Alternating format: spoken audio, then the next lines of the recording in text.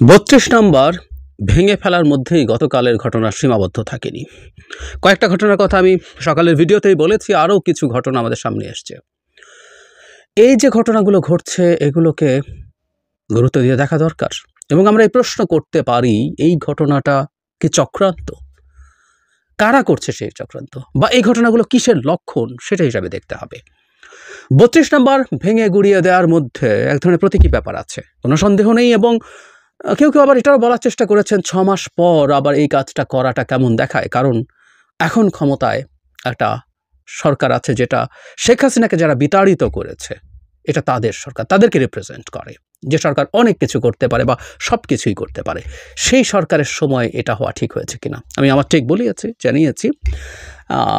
আমি ৩২ নম্বর পর্যন্ত অ্যাকসেপ্ট করি, কিন্তু গতকালই ওই ভিডিওতে আমি যোগ করেছিলাম, হালকা একটু কথাও বলেছিলাম। ৩টা ঘটনা। সুধা সদনে আগুন দেয়া হয়েছিল, শেখ হেলালদের বাড়ি, মানে শেখ মুজিবুর রহমানের ভাই শেখ হাসিনার চাচার বাড়ি, শেখ হেলাল তার চাচাতো ভাই, এবং তাদের যে বাড়ি যেটা আওয়ামী লীগের ওই অঞ্চলের ক্ষমতার কেন্দ্র, সেটার উপরে হামলা হয়েছে, ভাঙচুর হয়েছে শেখের বাড়ি। নট অনলি দ্যাট, জনাব হানিফ কুষ্টিয়াতে আওয়ামী লীগের যুগ্ম সাধারণ সম্পাদক ছিলেন, তার বাড়িও ভেঙে দেওয়া হয়েছে। এটা গতকালই আমি জেনেছিলাম। আজ সকালে আরও কয়েকটা খবর চোখের সামনে পড়ে, আমি হেডলাইনগুলো পড়ি। কুমিল্লায় বাহারের বাড়ি ভাঙচুর, সাদিক আবদুল্লাহ আমির হোসেন আমুর বাড়িতে বুলডোজার চালালো ছাত্র জনতা, তোফায়েল আহমেদের বাড়িতে ভাঙচুর অগ্নিসংযোগ, এবার নেচে গিয়ে জান্নাতি প্যালেসে আগুন দিল ছাত্ররা। জান্নাতি প্যালেস হচ্ছে নাটোরের সাবেক এমপি শফিকুল ইসলাম শিমুলের বাড়ি। আমি জানি না এর মধ্যে আরও ঘটনা আছে কিনা, থাকতে পারে। মানে দেশে বিভিন্ন জায়গায় আওয়ামী লীগের নেতাদের বাড়িতে ভাঙচুর এবং আগুন জ্বালানো হলো। আমরা ৫ অগস্টের পর একটা অবিশ্বাস্য কীর্তি স্থাপন করেছি, এটা সারা পৃথিবীতে ভবিষ্যতেও আমি মনে করি আলোচনা হবে।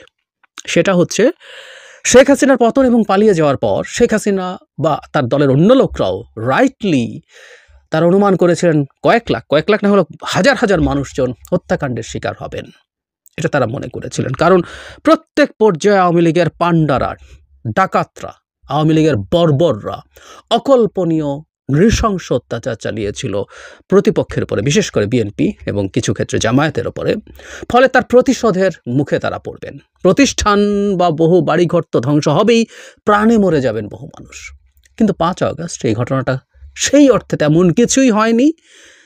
ইভেন এই ধরনের পরিস্থিতি যখন দেশে সরকার নেই, পুলিশ নেই, সেই পরিস্থিতিতে দেশে কোনো নৈরাজ্য নেই, কোনো চুরি ডাকাতি কিচ্ছু অলমোস্ট হয়নি, এবং টার্গেটেড দু একটা আওয়ামী লীগের ওপরে, আওয়ামী লীগের প্রতিষ্ঠানের উপরে হামলা হয়েছে।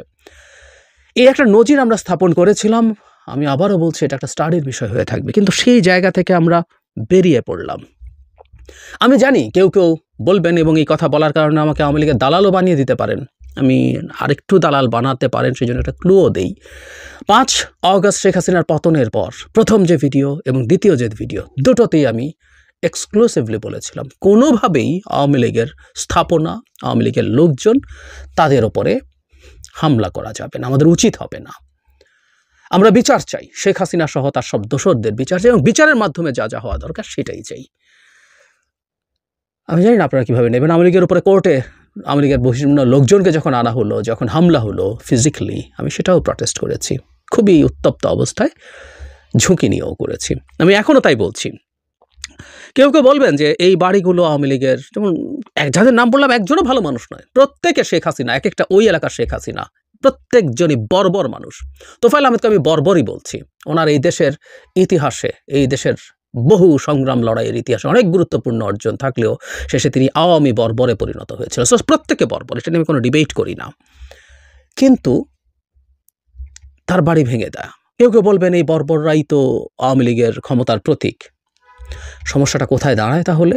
সমস্যাটা দাঁড়ায় হচ্ছে কোন জায়গায় আমরা তাহলে থামবো, কাকে আমরা প্রতীক মনে করবো না। একটা গ্রামে যে লোকটা আওয়ামী লীগ করে, সেই লোকটাও কিন্তু বহু মানুষের উপরে টর্চার করেছে, পিটিয়েছে, মামলা দিয়েছে, জেলে পাঠিয়েছে, চাঁদাবাজি করেছে, মেয়েদের উপরে নানান রকম হয়রানি করেছে। সো সেও তো আওয়ামী লীগের একটা ক্ষমতার প্রতীক। সো ওই এলাকারও এবার ওকে, ওর বাড়িতে আগুন জ্বালিয়ে দাও, ভেঙে দাও, তাই কি করব? কারণ তার কাছে ব্যাপারটা অতটুকু পর্যন্ত।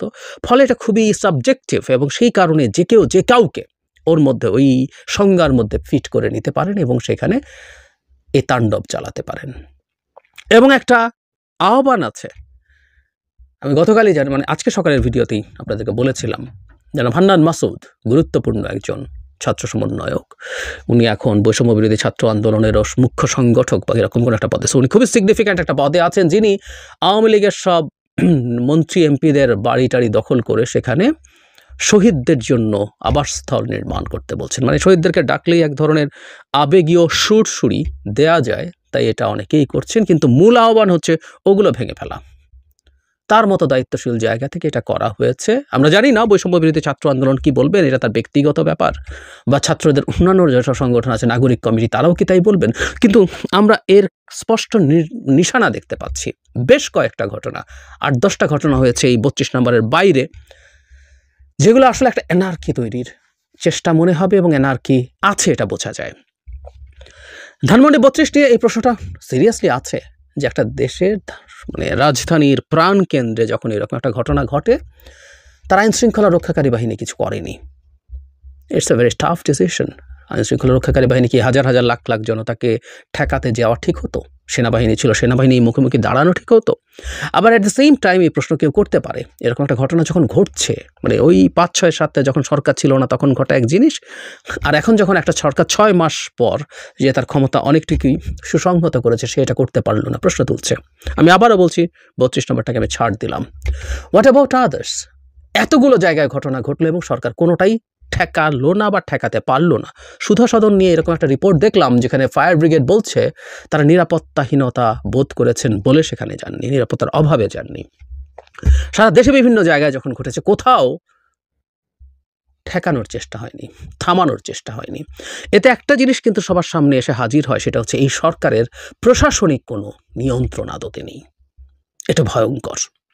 আজকে এটা বলে না, আমি বহুদিন থেকে বলেছি বিভিন্ন জায়গায়, যখন 80টা মাজার ভাঙা হয়েছে, একটার পর একটা মাজার ভাঙা হয়েছিল, সরকার কিচ্ছু করেনি।